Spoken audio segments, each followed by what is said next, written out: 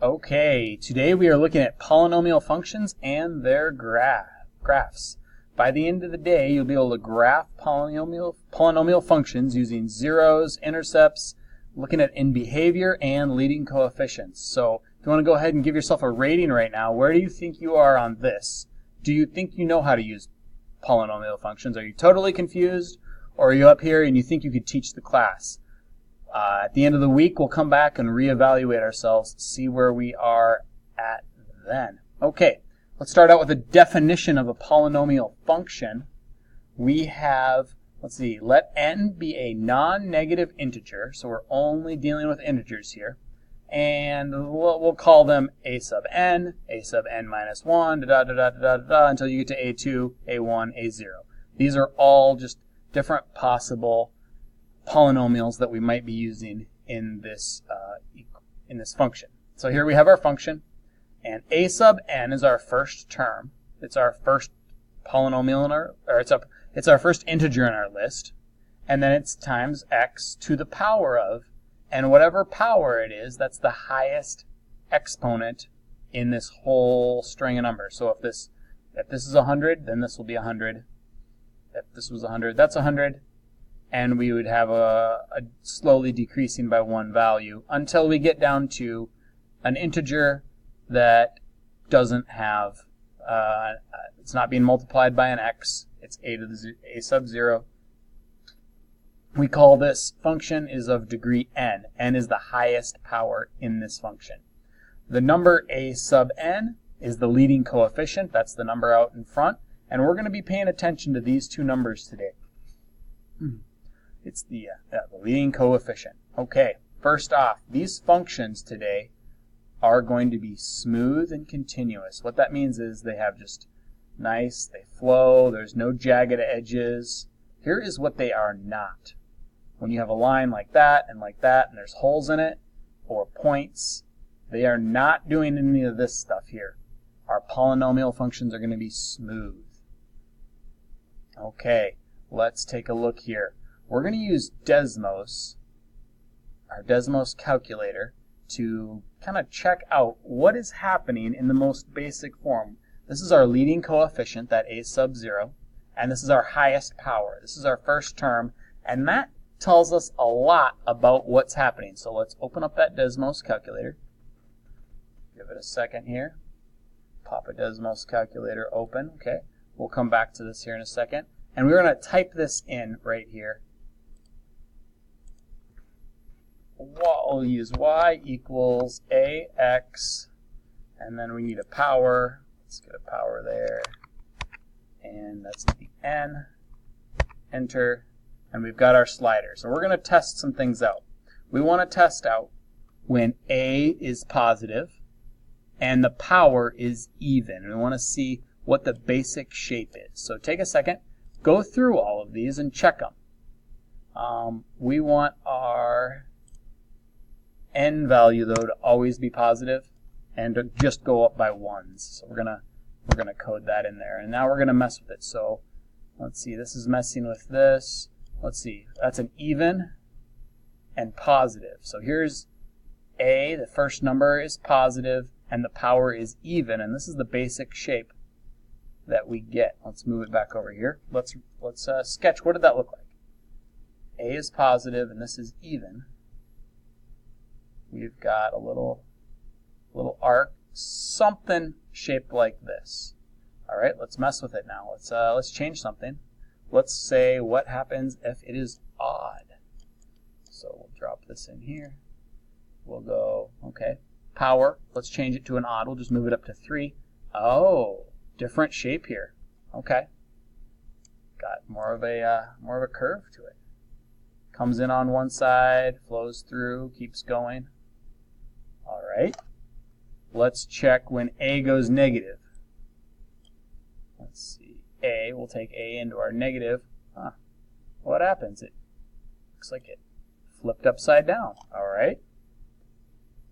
Oop, do not scribble all over your screen. That's not part of the lesson. Here we go. Going down like that, something to this effect. And the last one, we need this to be even and negative. Oh, looks like when you switch from negative to positive, it just flips the whole thing upside down. Okay, so we have some basic shape looking like that. Oh, not like that. We'll fix that. Okay, now that we know how these two things affect these functions, let us take a look. Let's try to predict without using Desmos. We can check our work. What's our leading coefficient? Negative. Power. Even. Okay. What would a little sketch of this look like? If I make a little graph. Let's see. Leading coefficient is negative and it's even.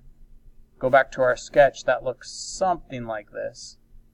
As x gets bigger, so as we're going this way, looks like we're heading to negative infinity.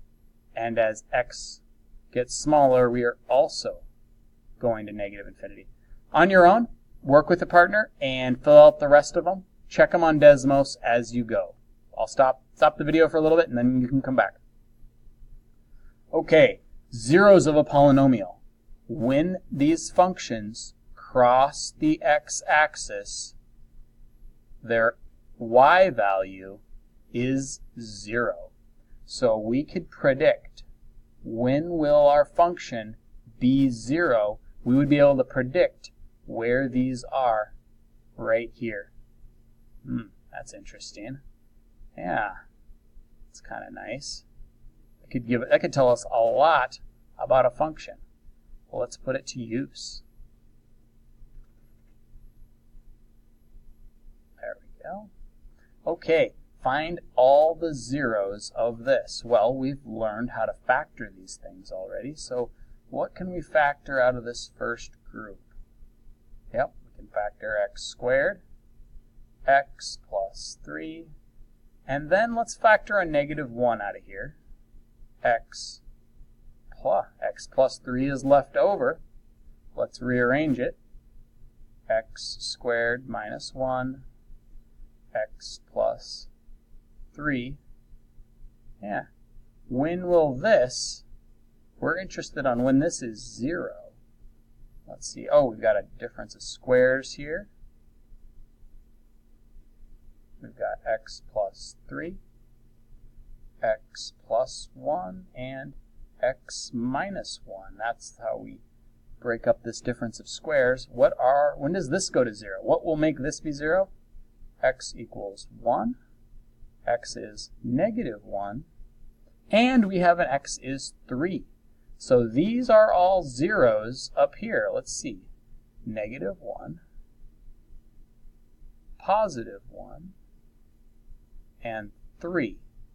When we check out our behavior here, it was a positive number out in front. That's a positive 1 and an odd power. That means it's going to be coming in like this. It's going to go up, it's going to go down, and it's going to keep on moving through. All right, let's take a look at this right here.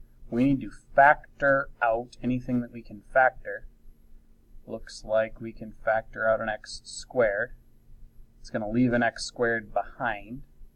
And we factor out a 5. We want to know when will this be 0. Now, obviously, the x's, that's just going to be a 0 there.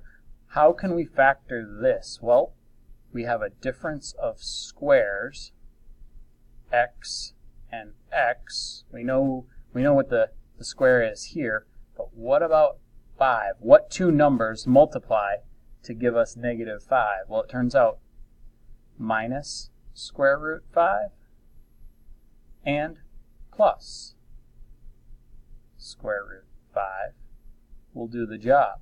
And we have an x here, and we have an x right here, just to kind of show you how this works. Two different things. First off, we have an x and an x minus square root 5, which is not an integer anymore, and plus a square root 5, which is also not an integer. We have irrational numbers in our polynomial as our zeros. So let's go down the list. When will this be 0? Well, obviously when x equals 0. When will this be 0?